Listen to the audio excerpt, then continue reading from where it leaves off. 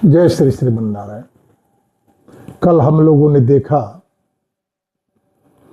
कि किस प्रकार महर्षि भरद्वाज अपने आश्रम पर आए हुए भरत को लेकर अपना अविश्वास व्यक्त किए। भरत के द्वारा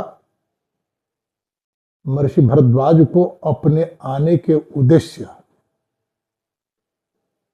स्पष्ट किए जाने तथा महर्षि वशिष्ठ के द्वारा भरत के विचारों का समर्थन करने के बाद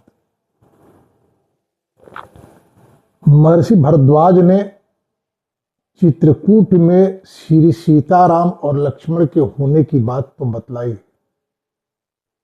परंतु एक रात और रहने का निवेदन किए, आग्रह किए, यह कहते हुए कि मेरी कुछ कामना है, जिस कामना को भरत आप पूर्ण कर सकते हो, इसलिए आज रात यहीं रह जाओ। महर्षि भरद्वाज के आज्ञा का उल्लंघन करने का कोई कारण भरत के सामने नहीं था, क्योंकि जब तक महर्षि भरद्वाज नहीं चाहते, भरत राम तक नहीं पहुंच सकते। ऐसी स्थिति में भरत को रुकना ही था, वे रुके। साथ ही महर्षि भरद्वाज के आज्ञा पाकर दूर छोड़े गए सैनिकों को भी उन्होंने बुलवाया। महर्षि भरद्वाज भरत के विचारों को समग्रता पूर्वक जानने के लिए सुविधापूर्ण एकांतता प्रदान करी। अपने तपस्या के बल पर आज प्रायः सोशल मीडिया पर यह बात आती है कि पहले ब्राह्मण मंत्र के द्वारा ये कर लेते थे, वो कर लेते थे, आज क्यों नहीं कर रहे हैं। प्रत्येक युग के अपने अपने साधन होते हैं। पहले मंत्र युग था, फिर तंत्र युग आया, आज यंत्र युग है। सामर्थ्य की परिभाषा बदलते रहती है। जब मंत्रों का सामर्थ्य था तो ब्राह्मण सामर्थ्यवान थे। मंत्रों का युग चला गया, तंत्रों का युग चला गया, लेकिन ब्राह्मणों का सामर्थ्य भी साथ चला गया, क्योंकि अपने सामर्थ्य अभिवर्धन के लिए इन्होंने वह कुछ नहीं किया जो आज के समय में सामर्थ्य को प्रदर्शित करती हो, परिभाषित करती हो। ब्राह्मणों का सामर्थ्यवान होना बहुत आवश्यक है, अन्यथा सत्ता वर्ग अराजक हो जाती है। महर्षि भरद्वाज का सामर्थ्य ही था कि भरत न चाह करके भी एक रात और रहने को बाध्य हुए, और महर्षि भरद्वाज ने उनकी परीक्षा ली। जैसा कि हम लोग कल जाने कि सैनिकों को जहां भिन्न भिन्न प्रकार के मैरी, असुरा, आसव आदि दिया गया, अप्सराएं आई, अप्सराओं के हाथों से मैरे, सुरा आदि पान करने के बाद सैनिकों के अपने विचार सामने आए कि अयोध्या जाने से और दंडकारण्य जाने से लाभ क्या, जब यहां इतनी सुविधापूर्ण व्यवस्था है। भरत और राम के कल्याण की कामना जरूर करते हैं, परंतु अयोध्या और दंडकारण्य जाने का विचार छोड़ने के तैयार होते हैं सुविधा पाकर। जब समाज को उसके श्रम से अधिक या बिना श्रम के ही जीने की सुविधा प्रदान की जाने लगे, तो समाज में एक अकर्मण्यता की स्थिति बनती है, और अकर्मण्य होता समाज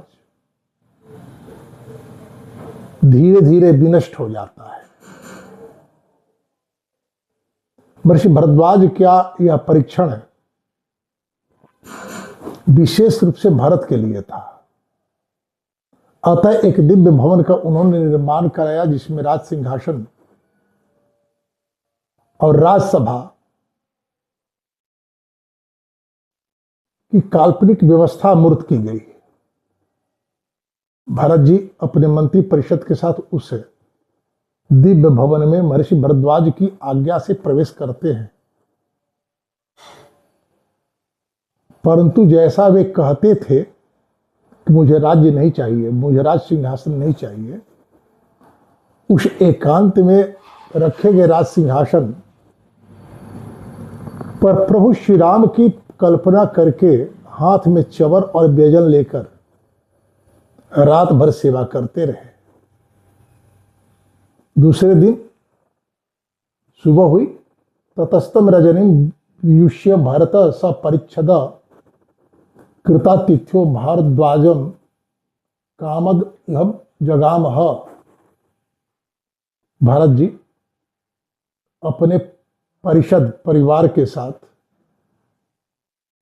महर्षि भरद्वाज के द्वारा उपलब्ध कराए गए आतिथ्य के बीच रात्रि व्यतीत किए महर्षि के आश्रम पर वे गए और महर्षि से जाने की आज्ञा के उद्देश्य से हाथ जोड़कर खड़े हो गए। महर्षि भरद्वाज ने भरत को देखा,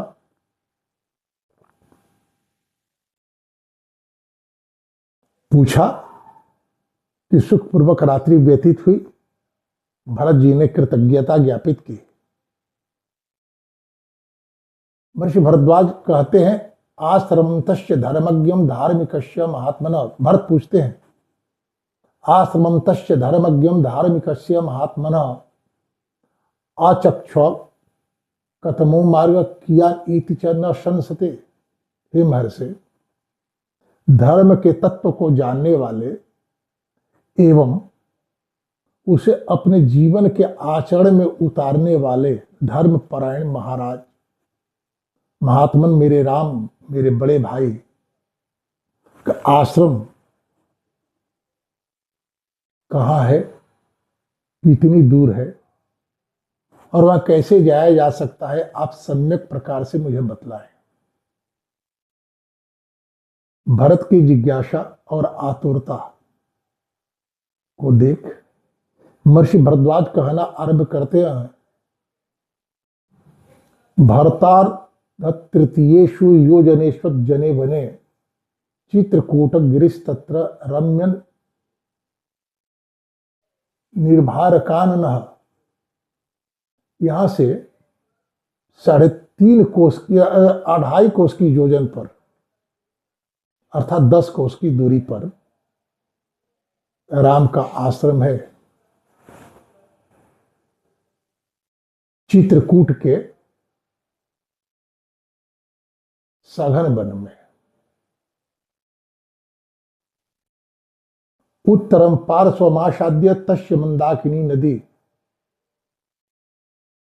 पुष्पित ध्रुव संचन्न रम्य पुष्पित कानना अनंतरम तत्सरित चित्रकूटम च पर्वतम तयो पर्णकुटिम तात तत्र तौ वसतो ध्रुवम। पर्वत के उत्तर दिशा में मंदाकिनी नदी बहती है। मंदाकिनी नदी और पर्वत के बीच में राम का आश्रम है। वहीं पर्णकुटी बनाकर वो रह रहे हैं। ध्यान रखना, दक्षिणेन च मार्गेण मार्गेण सभ्य दक्षिणे दक्षिणमेव च। आगे जाने के बाद 2 मार्ग है। दक्षिण मार्ग को छोड़कर बाएं मार्ग से जाना गजबाजी समाकिरणम वाहिनी वाहिनी पते। उस रास्ते से आपके सेना और सेना के हाथी आदि को जाने में सुविधा होगी। वाह यस्व महाभाग ततो द्रक्ष्यसि राघवम पयाणम इति च श्रुत्वा राजस्य जोषितम।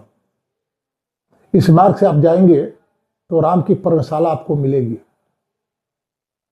भरत के साथ आई हुई राजकुल की स्त्रियां जो यान पर बैठी थी, जब उन लोगों ने सुना कि अब प्रस्थान करना है तो वो यान से उतर गई, पालकी से उतर गई। अपन्यामिति च श्रुत्वा राजस्य योषितम, सुनी, पालकी से उतर गई। अहित्वा यानान यानार ब्राह्मणम पर या पारयन, वाहन को छोड़कर आगे बढ़ी और ब्राह्मण के चरणों का स्पर्श कर बेपमाना कृषा दीना सह दिव्या सुमित्रया कौशल्या तत्र जग्राह कराभ्यम चरणों मुने। अपने पुत्र के वियोग से दुखी और अशक्त कृशकाय हुई देवी कौशल्या सुमित्रा का सहारा लेकर ब्राह्मण भरद्वाज के चरणों का स्पर्श करी। बेपमाना कृषादीना सह दिव्या सुमित्रया कौशल्या तत्र जग्राह कराभ्यम चरणों में चरण स्पर्श की। और इसके बाद असमृद्धेन कामेन सर्वलोकस्य गर्हिता, जिसकी कामना पूर्ण नहीं हुई थी और सारे संसार में अपकीर्ति का कारण बनी थी,